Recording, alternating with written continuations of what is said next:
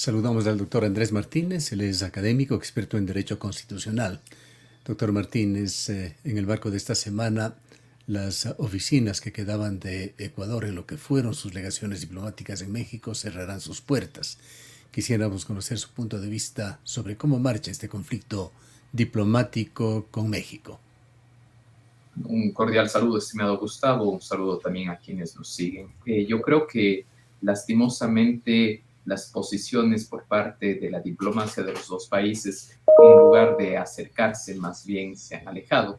Y esto es penoso, por supuesto, ya que habíamos esperado que más bien se resuelva de una manera pacífica.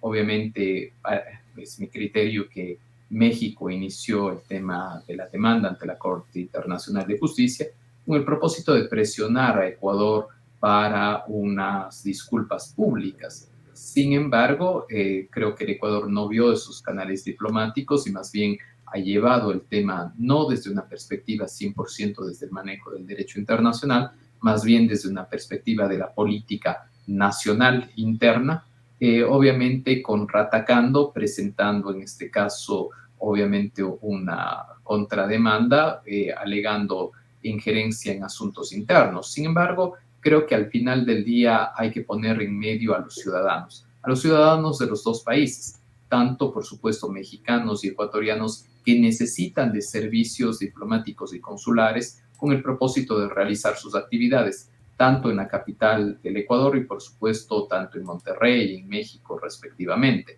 Entonces la gran pregunta es, si bien es cierto, pueden haber obviamente ciertas cuestiones desde la perspectiva de soberanía y, por qué no decirlo también incluso desde el punto específico, cómo están manejando la política tanto el señor Andrés Manuel López Obrador y el señor Noboa, yo creo que se debería abrir una puerta de diálogo y aspiraríamos que sea un tercer país o terceros países o una institución como la OEA la que preste ese camino.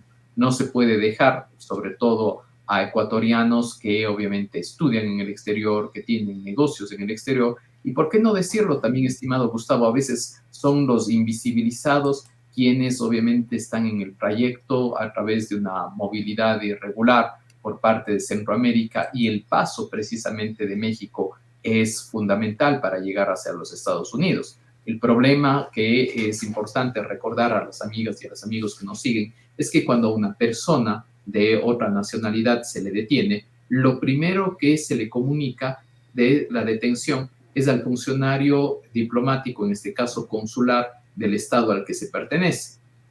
Entiéndanse que si una persona ecuatoriana está en Ecuador de manera irregular y es detenido, no va a poderse, obviamente, tener un contacto directo con autoridades consulares de Claro, Ecuador. hay problemas ya bastante delicados para personas que puedan encontrarse en esa condición, que son muchos ecuatorianos que pasan por México.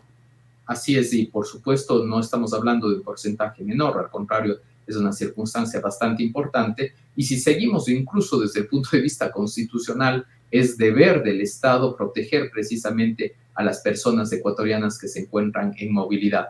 Yo no he escuchado, por ejemplo, un pronunciamiento de la Defensoría del Pueblo, cuya parte de sus atribuciones corresponde precisamente a la tutela de los derechos de los ecuatorianos, inclusive en el exterior. Yo creo que, por supuesto, debería estar presente y, sobre todo, pronunciarse frente a este problema que se va a dar en las siguientes semanas.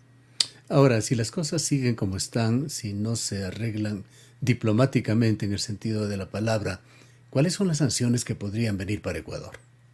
Bueno, yo creo que en primer lugar hay que tener en cuenta, y yo aspiro a un timing político, un tiempo político sobre todo marcado con las próximas elecciones de México y las siguientes elecciones de Ecuador, con lo cual creería yo que se pueden abrir canales de diálogo.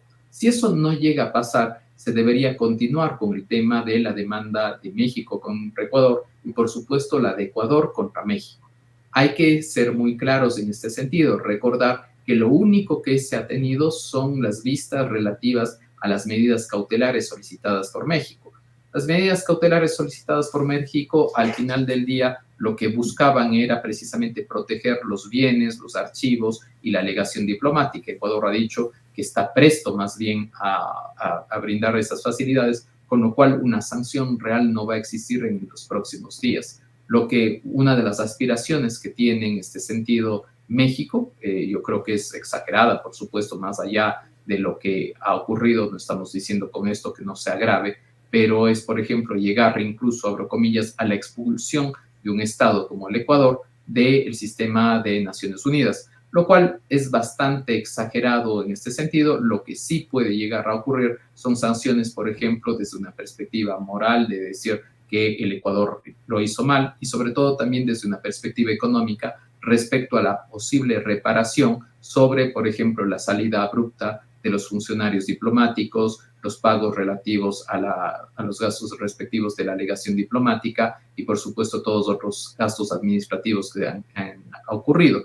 Sumado a ello, estimado Gustavo, yo creo que hay que tener en cuenta también la suma importante de dinero respecto de las defensas. Si miramos en el caso mexicano, México, no sé si por un tema de orgullo o en su defecto desde una perspectiva más nacionalista y de reconocer a sus funcionarios de carrera, opta por llevar una defensa en La Haya con funcionarios de carrera experimentados, por supuesto, pero no contrata abogados internacionales. Y el caso ecuatoriano, si bien es cierto, la defensa está liderada por uno de nuestros embajadores, se contrata a estudios jurídicos muy importantes, entre otros que tienen la presencia de un par de abogados que incluso forman parte de la Comisión Internacional de Derecho Internacional, que no es poca cosa. Entenderá que los gastos, por supuesto, son bastante altos en este Se habló sentido. ya de $500,000 iniciales. Realmente creería yo solamente de manera inicial. Por supuesto, después vendrán otros valores respecto del resto de vistas en este sentido. Es un equipo bastante profesional. No estoy diciendo con ello que Ecuador no necesite una defensa profesional, por supuesto que la necesita, pero también hay que ir sumando esos gastos a este exabrupto que realizó Ecuador con México, que creo que hay que ser muy enfáticos en este sentido. Recordar que obviamente Ecuador sí incumplió sus obligaciones dentro del marco del derecho internacional. César Montúfar, político y politólogo de larga data, en entrevista con este medio, señaló que él tenía la certeza de que Ecuador será objeto de multas o sanciones pecuniarias muy onerosas. ¿Existe esa posibilidad? Bueno, yo creo que primero habría que escuchar las vistas en este sentido y el ejercicio del derecho a la defensa que ejercerán los dos estados.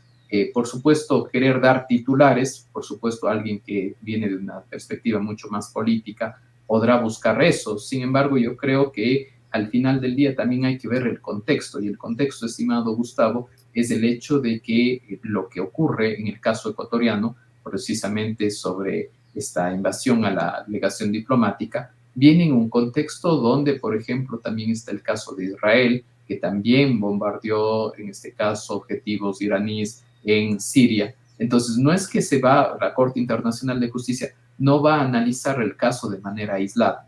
Yo creo que de manera unánime condenará y dirá que esto está equivocado, pero creo que en el día a día se llegará más bien a una solución amistosa. No creo que lleguemos, esto es un poco el timing que tengo, no creo que en el mediano o largo plazo lleguemos a una sanción o a un fallo por parte de la Corte, sino lleguemos a un acuerdo previo, donde, entre otras cosas, efectivamente Ecuador reconozca, en este caso, que obviamente violó la Convención de Viena.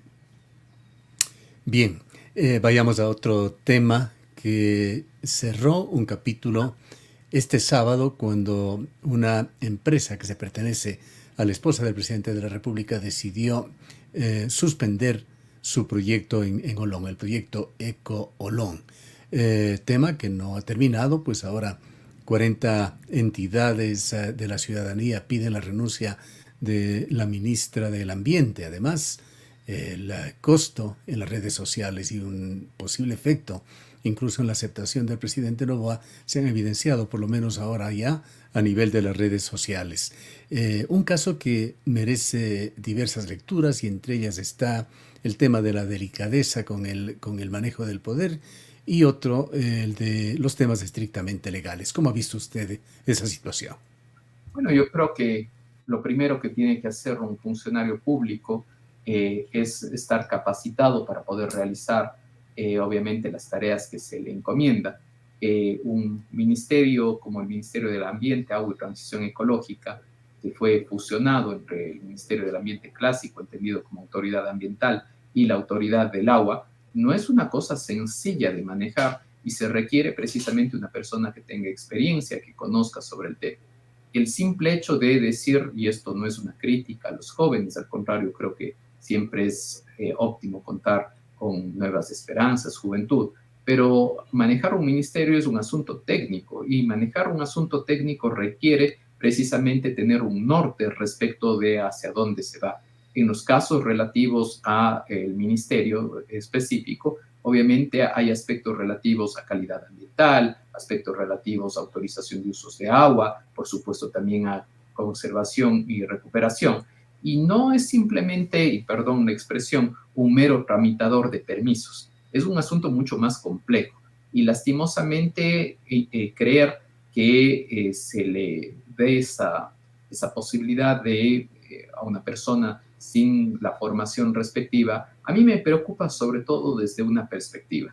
Y es la perspectiva de que de pronto a futuro se lo hace a propósito con la situación de decir, no sabíamos que esa persona no sabía.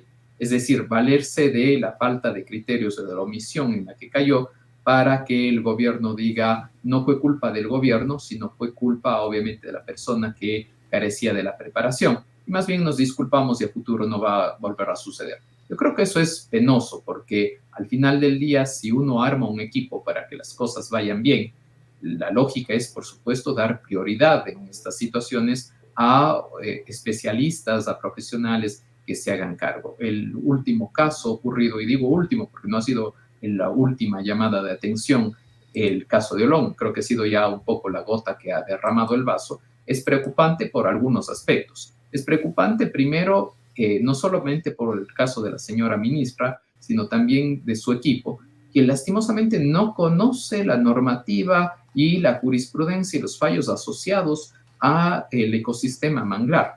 Uno, tampoco se entiende de manera coyuntural y sobre todo en el contexto que estábamos junto a un cuerpo de agua y ese cuerpo de agua que era un estero obviamente no se lo podía rellenar.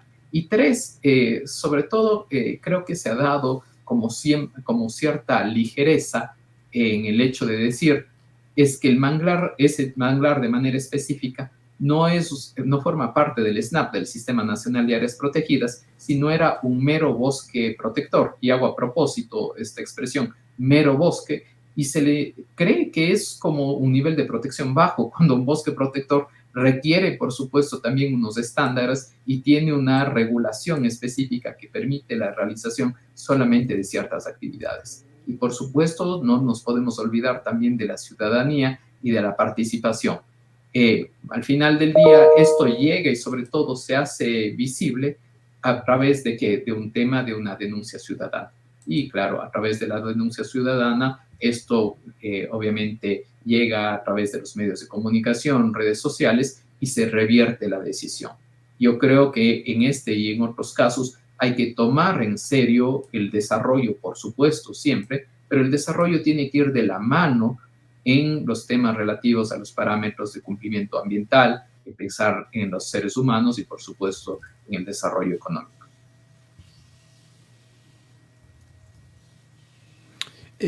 ¿Cómo se encuentra desde el punto de vista legal esto de la protección del manglar, de una sentencia específica en un caso específico que había dado la Corte Constitucional? ¿Cómo queda la situación de los manglares y el caso particular de este proyecto?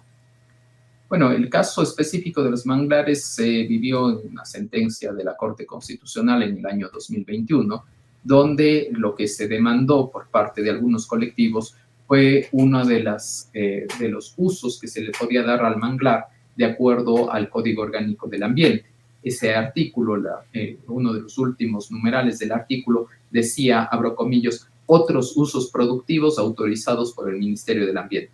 Entonces, claro, al poner otros usos, se quedaba, perdón la expresión, una puerta abierta.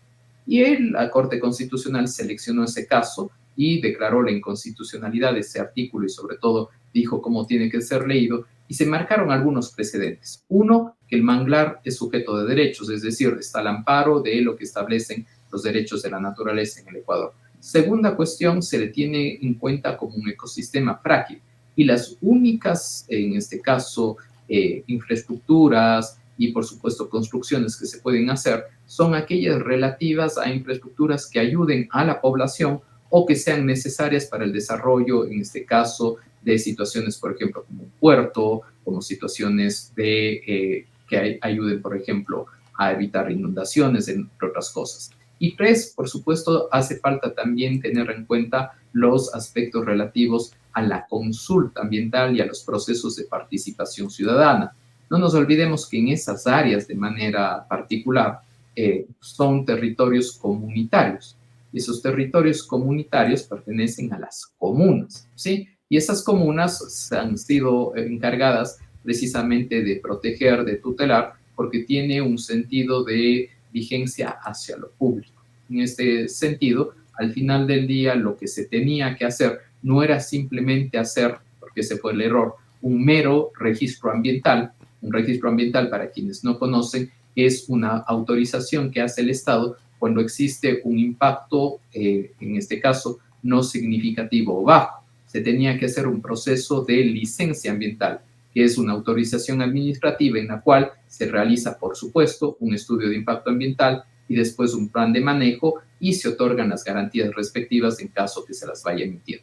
El segundo Es caso, como decir, que en el ustedes... menor de los casos no hubo la diligencia debida por parte del Ministerio del Ambiente y en consecuencia posiblemente se lo trató más bien con negligencia.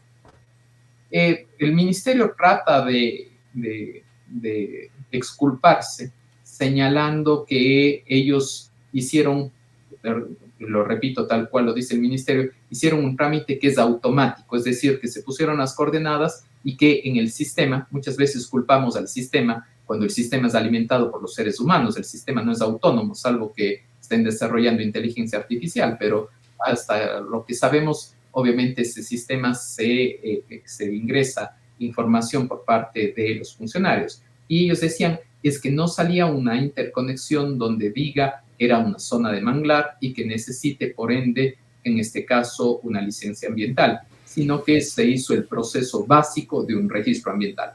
Pero a todas luces fue precisamente por hacer el trámite mucho más Claro. expedito, rápido. Esto es pensando bien, pero no está de más pensar, deducir que, dadas las circunstancias, dados los personajes que intervenían en esto de parte y parte, hablamos del ministerio, hablamos de los interesados, se podría configurar un caso de colusión. Bueno, lo lógico, más bien, yo creo que en este tipo de casos, con mayor razón, como usted bien señala, Gustavo, creo que hay que tener más transparencia y hay que tener más diligencia. No, yo creo que al final del día no se trata de decir que no se estimule el desarrollo o el desarrollo turístico. Las personas que han visitado Olón podrán ver que hay un intenso desarrollo turístico, pero lo importante es que van a haber ciertas zonas en las cuales no se debe hacer. Yo creo que en ningún momento nadie está diciendo no se haga absolutamente nada en Olón. No, está diciendo hay ciertas áreas que tienen, que obviamente al ser unos ecosistemas frágiles, gozan de unos niveles de protección más altos. Y al gozar de unos niveles de protección más alta, la regulación que se les aplica, por supuesto, va a ser mucho más elevada y se tendrán que cumplir otro tipo de parámetros. Para finalizar, ¿por qué es importante este caso Eco Olón?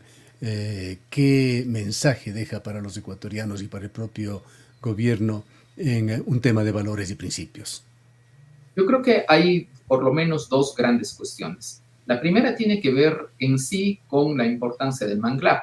Creo que si no había este caso, muy pocos se iban a siquiera enterar cuáles eran las funciones ecosistémicas, por ejemplo, que tiene el manglar respecto a inundaciones, respecto a cambio climático y que es necesario, por supuesto, poner interés. Porque no se trata simplemente de decir no se haga, sino que se tiene que decir que también se tienen que establecer medidas de protección a través de generar planes de manejo para que la comuna y por supuesto en este caso el Consejo Provincial y por supuesto los otros niveles de gobierno actúen y protejan ese ecosistema.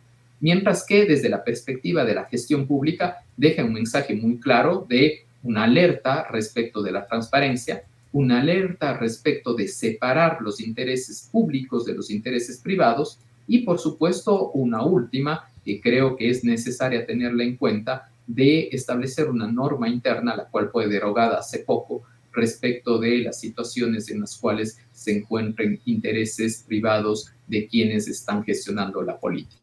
Recordemos que quienes llegan a gestionar la política, por supuesto, han tenido un pasado privado, tendrán sus intereses, y eso está bien, yo creo que eso no se debe criticar. Lo que se debe criticar es que se continúe realizando negocios mientras se está realizando la política, porque por supuesto van a tener una influencia mucho más grande y las decisiones o en su defecto las autorizaciones que se otorguen no necesariamente va a ser porque se cumplan los parámetros, sino más bien a veces por cierto temor o en su defecto cierta injerencia política. Claro. El gran riesgo de convertirse en juez y parte. Gracias, doctor Martínez, por habernos acompañado. Muchas gracias a usted, estimado Gustavo. Declaraciones del doctor Andrés Martínez, académico, experto en Derecho Constitucional.